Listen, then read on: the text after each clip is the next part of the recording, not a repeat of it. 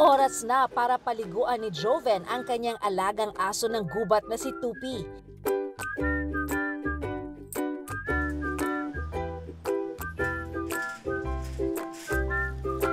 Halos 3 buwang gulang pa lamang si Tupi nang mapunta kay Joven.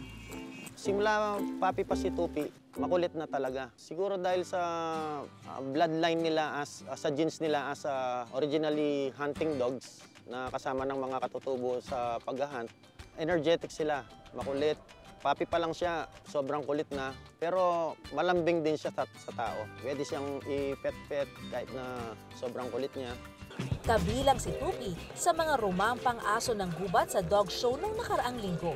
Nung nag-walk kami ni Tupi sa showcase parade ng mga aso ng gubat sa Philippine Dog Show Circuit, tuwang-tuwa ako noon, proud na proud ako sa kanya kasi ang galing niyang maglakad at saka mag-ilyusa sa mga tao. Masaya sa pakiramdam na nagkaroon ako ng aso na hopefully and possibly na maging first Filipino dog breed. Sa ngayon, si Tupi ang bantay ng car wash shop na ito sa Babalacat, Pampanga.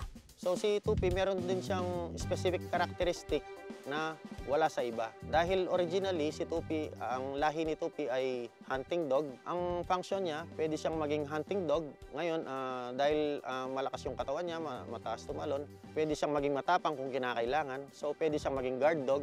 Tapos mabait siya sa mga tao, so pwede rin siyang maging house pet.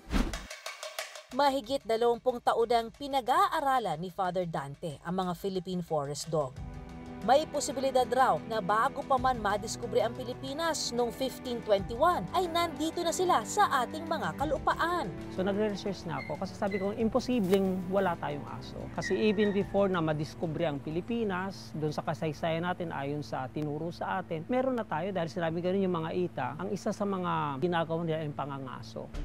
Makikita rin daw ito sa kanilang physical features. Kita mo sa aso ng gubat, no? Sila is spade shape-headed. Parang yung pala, pag nakita mo yung araro, parang ganun yan. So, definitely, ang adaptation nila is due to sa mga activities na ginagawa, hunting. That's why in my research, nakita ko, so these are primitive dogs. Pag sinabi mong primitive dogs, hindi sila wild dogs. But through the process of natural selection, nag-adapt sila.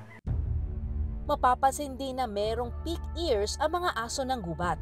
Ibig sabihin ng prick ears, diretso yung tenga nila. Pag nag-aral ka ng canine anatomy, at the same time, yung reason ba't gano'n, tumutugma.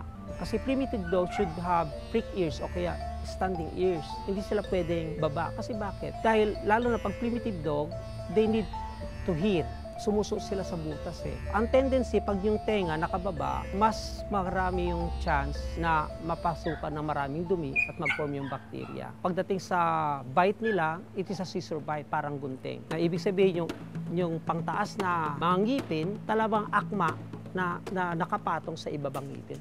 Ang purpose ng for snapping.